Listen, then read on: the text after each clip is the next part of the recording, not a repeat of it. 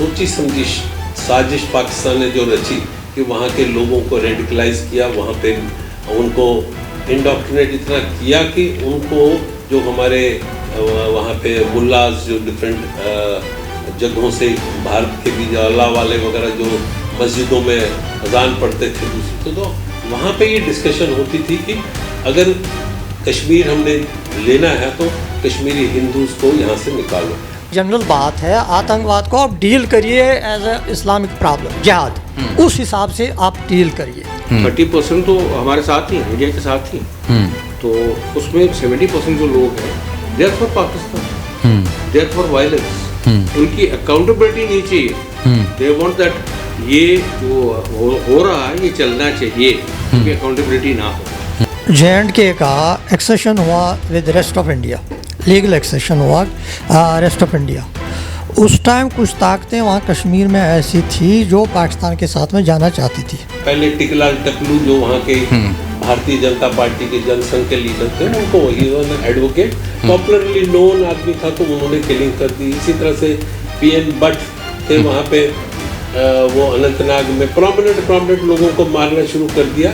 कश्मीरी पंडितों को चुन चुन कर मारा गया था विद दिस कि इनको सिक्योर करो, बाकी ये खुद भाग जाएंगे, और ये पर्टिकुलर स्लोगन लगे। एक मिलिटेंट के पास, टेररिस्ट के पास कम से कम 10-15 घर अवेलेबल होते हैं लोकल्स की, कि आज़ादी लेनी है, आज़ादी हर जगह चल रहा था। और ये एक ढकोसला था, ये इसको टोटल पाकिस्तान करना था।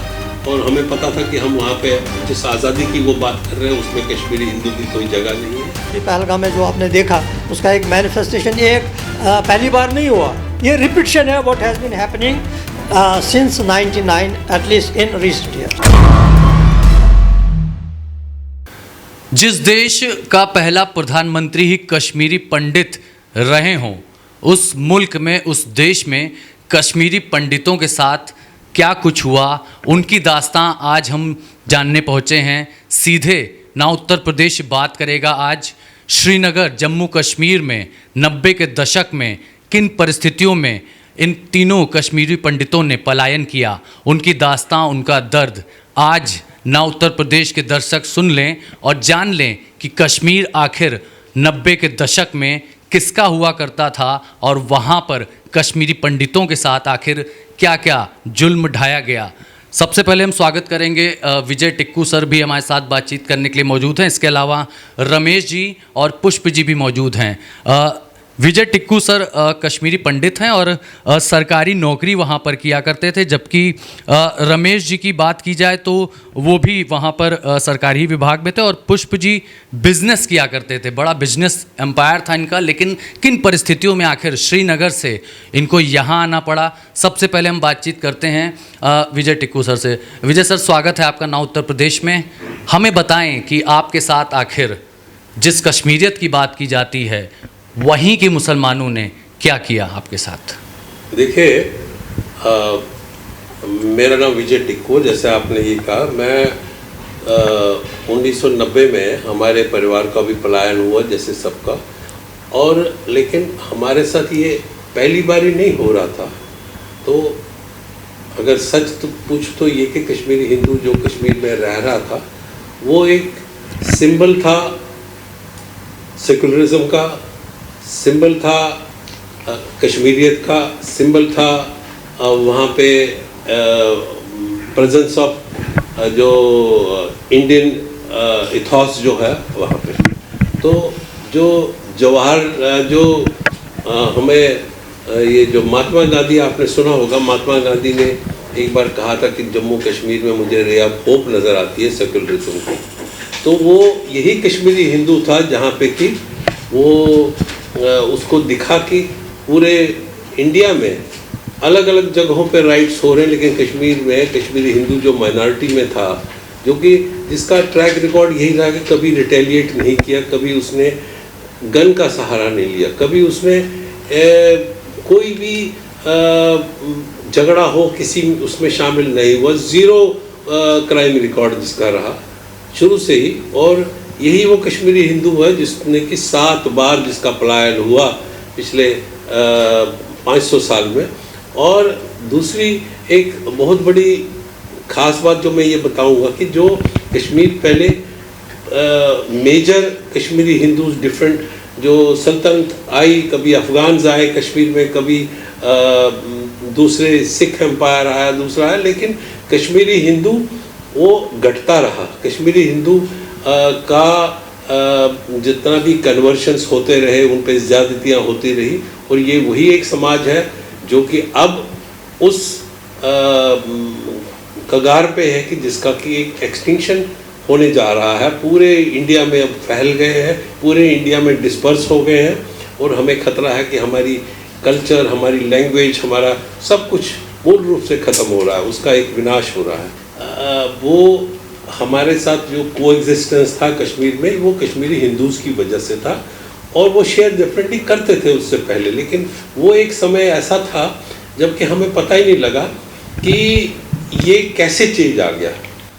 बिल्कुल यही सवाल है, क्योंकि जब 5 लाख की संख्या में कश्मीरी पंडित वहाँ पर रह रहे हों, फिर वो संख्या लाखों से भी नीचे जा चुकी है आज की तारीख में। तो हम आपकी कहानी ये जानना चाहते हैं। आपने जिक्र किया उस समय किस तरह की परिस्थितियाँ थीं, लेकिन आपके साथ पर्टिकुलर आपके परिवार के साथ क्या घटनाक्रम बीता, ये बताएं। ऐसा हुआ कि हमारे पेरेंट्स वगैरह वहाँ पे मस्जिदों में नारे लग रहे थे।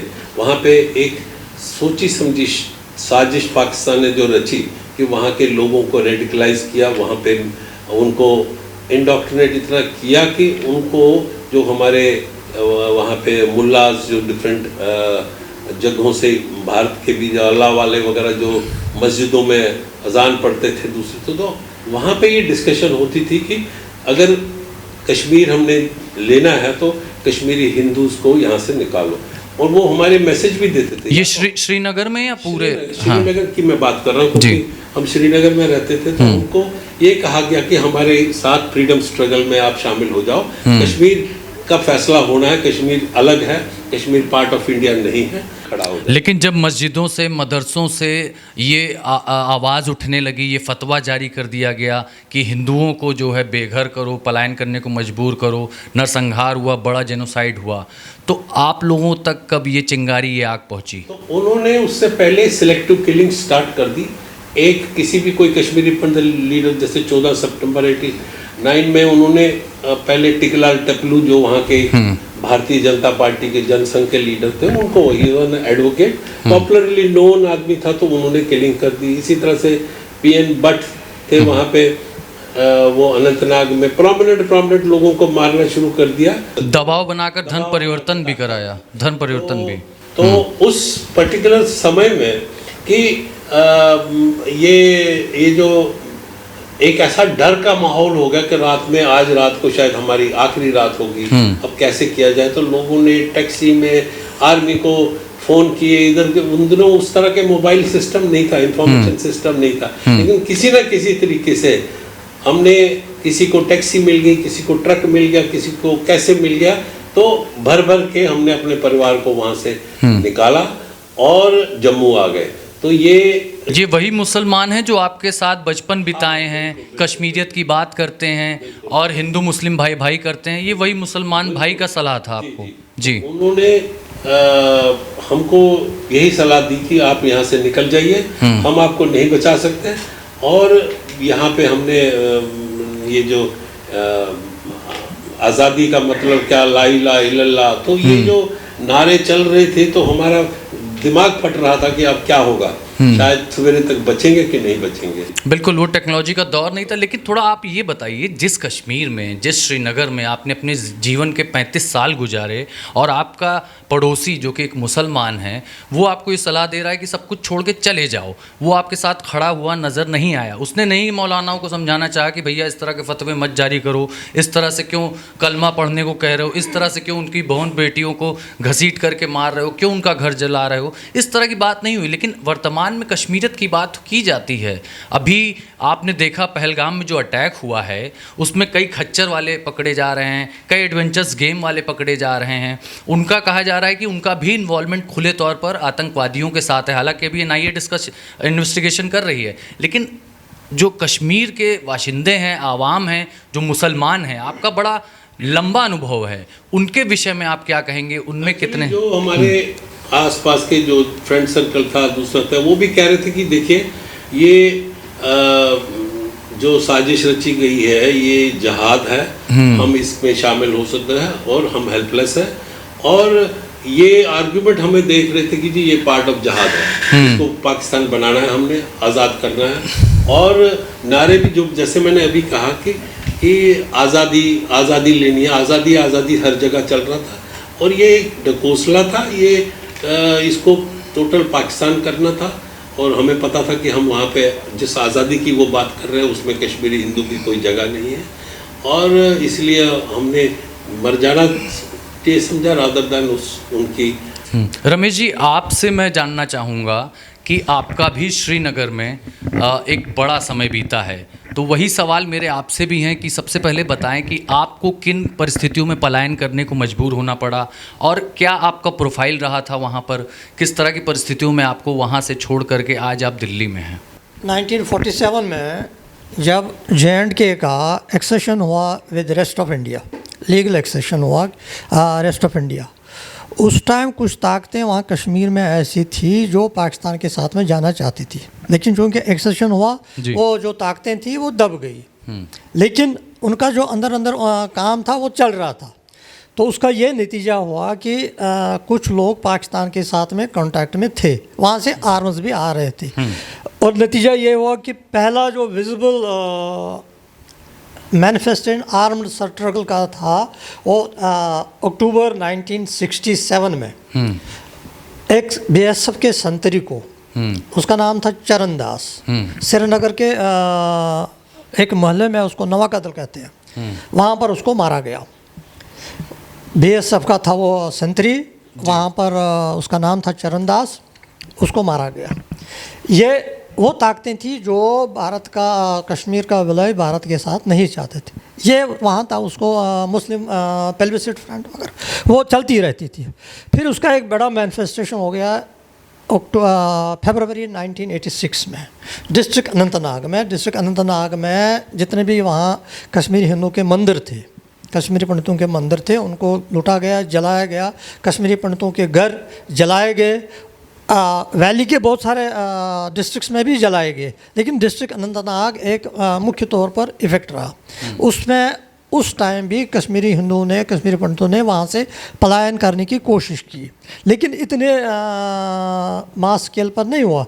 वो निकल गए, फिर वापस आ गए, वो उसका ज़्यादा ये भनक नहीं लगा।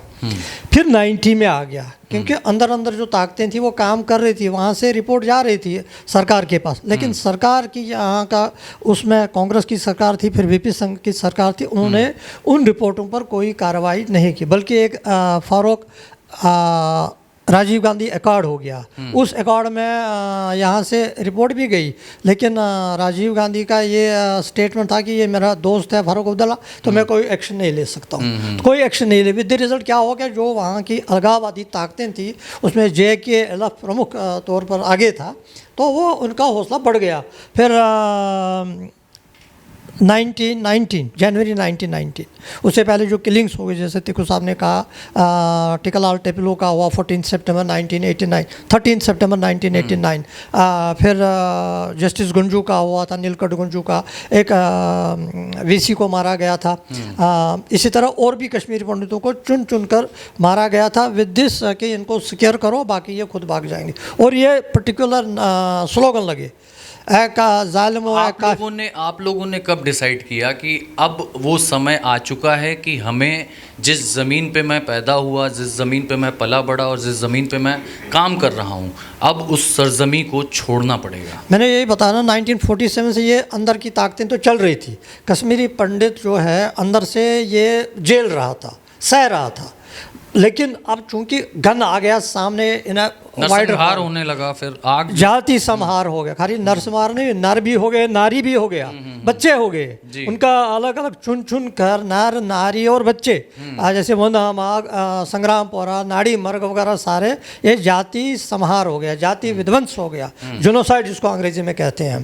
तो जब ये 90 में आतंकवाद इस बड़े स्केल पर गन लेके आगे आ गया, सामने आ गया, तो हमारे पास कोई हथियार था नहीं, हम उसमें बिलीव नहीं करते हैं। हमारा खाली एक है कि माता शारदा की कृपा है, हम कश्मीरी पंडितों के ऊपर खाली उसमें विश्वास करते हैं। कितने सदस्य आप लोगों के घर पर थे उस समय, कौन कौन था परिवार में? हमारे घर में देखिए, हमारे पिताजी तो बाहर थे, पिताजी वहाँ नहीं थे, वो दूसरी जॉब भारत सरकार में काम करते थे। हमारी माताजी, मेरे श्रीमती थे, हमारे बच्चे थे, अंकल आंटी और दूसरे परिवार के बहुत सारे लोग थे जो वहाँ रह रहे थे। आप भी सरकारी नौकरी करते? जी, मैं भी उस टाइम सरकारी नौकरी कर रहा था। सरकारी नौकरी और सब चीज़ें आपको छोड़ करके? वो सारी चीज़ें छोड़ के हम भाग गए जी, हमें भगाया गया। मतलब इतना डर वहाँ था कि आदमी ये सोचा किसी न किसी तरह मुझे यहाँ से निकलना है। ये ऐसा माहौल था, ऐसा डर। मतलब स्लोगन दे रहे थे, ए काफिरो, ए जालिमो, ये मुल्क हमारा छोड़ो, हमारा मुल्क छोड़ो, उनका मुल्क। यहाँ क्या चलेगा? निज़ाम मुस्तमा। कश्मीरी पंडितों, ये मुल्क छोड़ दो, कश्मीरी पंडित भाग जाओ, कश्मीरी पंडितानियों को यहाँ रखो। मतलब ऐसे ऐसे स्लोगन। रलियो गलिया चलियो, आइदर ज्वाइन अस, जैसे तिकू साहब ने कहा कि हमारे मूवमेंट में शामिल हो जाओ। लोग जुलूस में निकलने में मजबूर हो गए क्योंकि ऐसा माहौल था और डर था, और फोर्स भी किया गया लोगों को, या भाग जाओ, नहीं तो जैसे अभी गोली मार दिया गया। उसके बाद में अभी पहलगाम में जो आपने देखा, उसका एक मैनिफेस्टेशन, एक पहली बार नहीं हुआ, ये रिपीटिशन है what has been happening since 99 at least in recent years. अभी आप यहाँ पर सेटल्ड हैं, और जब देखिए सेटल नहीं कह सकते हैं, लेकिन अब यहाँ है क्योंकि पिछले 30-35 साल से हम मैं खासकर अपने घर नहीं जा पाया, उसी कश्मीर में जहाँ आप पैदा हुए। जी बिल्कुल नहीं जा रमेश जी, आपसे एक और सवाल है मेरा, कश्मीर से जुड़े। आज कश्मीरियत की बात होती है, आपने अनंतनाग का जिक्र किया, अनंतनाग नाम से ही हिंदू नाम है, और ऐसे में कश्यप ऋषि की स्टेट हम कह सकते हैं, नगरी कह सकते हैं। धीरे धीरे वहाँ पर किस तरह से मुसलमान बढ़ने लगे और उसके बाद किस तरह से अत्याचार उनका बढ़ने लगा, थोड़ा आप इस पे अगर बात करना चाहेंगे। देखिए, आपने कश्यप ऋषि की बात की, उनके नाम से कश्यप कश्मीर का नाम माना जाता है जी। लेकिन मैं आपको बता दूं, मैं आपके दर्शकों को भी बताना चाहता हूं, देश को बताना चाहता हूं, कश्मीर का पहला नाम क्या है? कश्मीर का पहला नाम है सती सरस। सती सरस, सती सरस, ये सती सरस एक संस्कृत शब्द है। सती सरस का मतलब है सती का सर। सती माता पार्वती का नाम है। ये माता पार्वती का सर है जो कश्मीर शैव भूमि है जी। तो पहला नाम इसका सती सरस है। एक झील, बड़ा झील था। फिर यहाँ कुछ नाग वगैरह रहते थे और उन्होंने, उनके जो चीफ थे नील नाग उसको क्या, अपने पिताजी उनके थे कश्यप ऋषि, उनके पास चले गए जी, यहाँ पानी है और जो यहाँ के जीव जंतु वो हमें तंग करते हैं, ये यहाँ का जो ऐसा कुछ करिए कि ये यहाँ हमारे रहने लायक होगा। भगवान मतलब कश्यप ऋषि फिर भगवान विष्णु के पास चले, ब्रह्मा जी के पास गए, ब्रह्मा जी विष्णु जी के पास चले गए, विष्णु जी शिव जी, सारे ब्रह्मा विष्णु कश्मीर आ गए। कश्मीर में आज एक जगह है जिसको कौसरनाग कहते हैं, आज भी है, वहाँ यात्रा होती है। उस जगह भगवान विष्णु आ गए, वहाँ से उन्होंने कार्रवाई स्टार्ट किया। कश्मीर को जो सती सरस था उसको ड्रेन आउट किया, पानी ड्रेन आउट हो गया। बारामूला से वहाँ ड्रेन आउट हो गया, तो कश्मीर पानी सारा ड्रेन आउट हो गया, तो ये भूमि रहने लायक हो गई, जिसका नाम फिर कश्मीर पड़ गया। सती सरस से कश्मीर आ गया। तो संस्कृत का जो नाम कश्मीर का एक्चुअल नाम है कश्मीरा। ये आहिस्ता आहिस्ता कश्मीर होगा। बिल्कुल, ये माइथोलॉजिकल बात है, हिस्टोरिकल बात है। 14th सेंचुरी में। हम जल्दी से पुष्प जी की तरफ भी चलते हैं और पुष्प जी से जानना चाहेंगे कि देखिए, दास्तान तो हमने सुनी कि वहाँ पर किस तरह से जेनोसाइड हुआ, किस तरह से घरों से खींच करके हिंदुओं को टारगेट किया गया। लेकिन जब आप कुछ अच्छा सुनते हैं कश्मीर के बारे में, क्योंकि आप में आज भी कश्मीर के प्रति उतना ही प्रेम है जितना था, जैसे ऑपरेशन ऑल आउट चलाया जाता है या आतंकवादियों को चुन चुन के निशाना बनाया जाता है या पाकिस्तान की तरफ से अगर कोई कायराना हरकत होती है तो सरकार, भारत सरकार जिस हिसाब से सर्जिकल स्ट्राइक करती है, एयर स्ट्राइक करती है और पत्थरबाजी, इस पर बहुत रोकथाम की गई है। अब पत्थरबाजी जो है वो वहाँ पर नहीं होती। तो क्या कहेंगे प्रेजेंट सिनेरियो के बारे में आप? देखिए, ये एक ऐसी चीज़ है जिस पे किसी का कोई कंट्रोल नहीं है और ये चीज़ें चलती रहेंगी। जैसे अभी आप देखेंगे पहलगाम के इंसिडेंट, अनफॉर्चुनेट जी जो इंसिडेंट हुआ है, उसके बाद जो आर्मी NIA जो लोग सतर्क हो गए हैं और जो ये कर रहे हैं कार्रवाई, हार्बर्स के मकान जलाए जा रहे हैं, हार्बर्स को मारा जा रहा है, which had to be done much much much earlier. क्योंकि यही एक सोल्यूशन है। एक मिलिटेंट के पास, टेररिस्ट के पास कम से कम 10-15 घर अवेलेबल होते हैं लोकल्स के। आज जो हमारे यहाँ रहो, ये चिकन, ये मटन, ये वो दारू पारू जो भी है, हर कोई फैसिलिटी है उनके पास, तो क्यों ना रहे। और वो दिलो जान से करते हैं। उसमें कुछ परसेंटेज ऐसी होगी जो आउट ऑफ फेयर करते होंगे, कुछ परसेंटेज विच कुड बी 5%। तो बट जनरली जो बाय एंड लार्ज जो परसेंटेज है, they are with them, heart, soul, dil, dimaag, anything, it's for them. So ऐसे मामले में ये बहुत सही कार्रवाई है जो अनफॉर्चुनेट इंसिडेंट हुआ है। This is what had to be done earlier. आप अगर हमको 1 मिनट में बताना चाहें कि जो सरकार अब कार्रवाई कर सकती है या कश्मीर को सलामत रखने के लिए, कश्मीर के लोगों को सलामत रखने के लिए किस तरह की कार्रवाई आप चाहते हैं कश्मीर के बाशिंदे होने के नाते? ऐसा ही मैंने कहा ना पहले, अगर ऐसा कुछ होता है, अदरवाइज कुछ नहीं होगा इसका। ये रेस चलती रहेगी unless you wipe out the race, complete race. और वो वही हार्बर्स ही हैं जो उनको सारी फैसिलिटी देते हैं, उनको गाइड। अभी पहलगाम में आपने देखा होगा जी, कितने लोग उनके साथ थे। हाँ, मिले अभी थे। वीडियो वायरल हुआ है, वो जो एक गुजराती लड़का जी, वो क्या बोलते हैं, जिप लाइन, हाँ, वो कर रहा था जी। तो उसके पीछे जो उनका हैंडलर था, जो ऑपरेटर था, अल्लाह अकबर 3 बार बोलने के बाद मैसेकर शुरू हुआ है। हाँ, that mean that was a firing शुरू हो चुकी थी। फायरिंग शुरू हो गई थी जी। हाँ, तो उसके बाद तब भी हुआ ना, they started coming in, that means he was the handler. NIA उससे पूछताछ कर रही, हिरासत में ले लिया गया। मतलब आप ये मानते हैं कि कश्मीर के जो लोकल बाशिंदे हैं वो बिल्कुल आतंकवादियों से कहीं ना कहीं इन्वॉल्व रहते हैं, मिले रहते हैं, और उनका किसी भी घटना में हाथ होता है? बिल्कुल, हर घटना में हाथ होता है लोकल्स का। बिना लोकल्स के कुछ नहीं चलेगा, बिना लोकल्स के कुछ नहीं होगा वहाँ पे। सिर्फ यही है कि भाई आप जब हमारे अपनी बात करें, हमारे टाइम में भी जैसे विजय जी ने ये बोला आपको कि हमें वो जलूस जलसे निकालते थे, हम लोगों को अपने बेडरूम से निकाल के कश्मीरी पंडितों को at the point of gun निकाल के जलूस के सामने, बिकॉज BSF CRP को ये पता नहीं सामने कौन जी, they only saw the procession, तो वो मरने वाले कौन थे, हम ही थे सामने। तो that was the time when all of us thought कि भाई एनफ इज एनफ नाउ, हम लोगों को निकलना चाहिए। तब आपने पलायन करने की सोची? अगर एब्सोल्युटली, बिकॉज नहीं, मैं बताऊंगा, अगर मेरी भी सर्विस होती शायद मैं भी पहले निकल गया होता जी, but since I had an establishment, I was into business, तो मुझे थोड़ा टाइम लगा 2 साल सोचने में कि नहीं मैं कहाँ जाऊँगा। आपका किस चीज़ का बिजनेस था, थोड़ा ये भी बता दें मेरा जिससे। सर केटरिंग का था, रेस्टोरेंट्स थे, होटल्स थे, और लिकर बिजनेस था मेन। यानी तमाम जमी जमाई चीज़ों को छोड़ करके आपको अपना पूरा व्यवसाय, कोई सरकारी नौकरी छोड़ कर आया है, कोई व्यवसाय छोड़ कर आया है, किसी का गम ऐसा है जो 35 साल कहते हैं समय के साथ ये घाव भर जाता है। लेकिन विजय जी बताइए, क्या ये घाव भर गया है आपका? देखिए, ये जो अभी 35 साल हो गए और हमारे कश्मीरी हिंदू जो है, क्योंकि मैंने आपको पहले भी बताया कि ये कभी इसका क्रिमिनल रिकॉर्ड 0 है, और ये हमेशा देश के हित में जो भी बात करता है, देश फर्स्ट जिसको कहते हैं, कंट्री फर्स्ट। तो हमें इतने मैसेकर हुए, वंधामा मैसेकर हुआ, नाडी मर्ग मैसेकर हुआ, ये संग्रामपुरा मैसेकर हुआ, छठी सिंहपुरा, ये तो हम इस मैसेकर को पार्ट ऑफ कंटिन्यूटी में मानते हैं कि ये हिंदुओं का ये जो जहाद है, ये टोटल स्कीम जो है, ये जहाद का एक हिस्सा है। अभी जो पठान, चाहे वो अभी पहलगाम में हुआ, ये उसी मैसेकर में ये एक और मैसेकर है।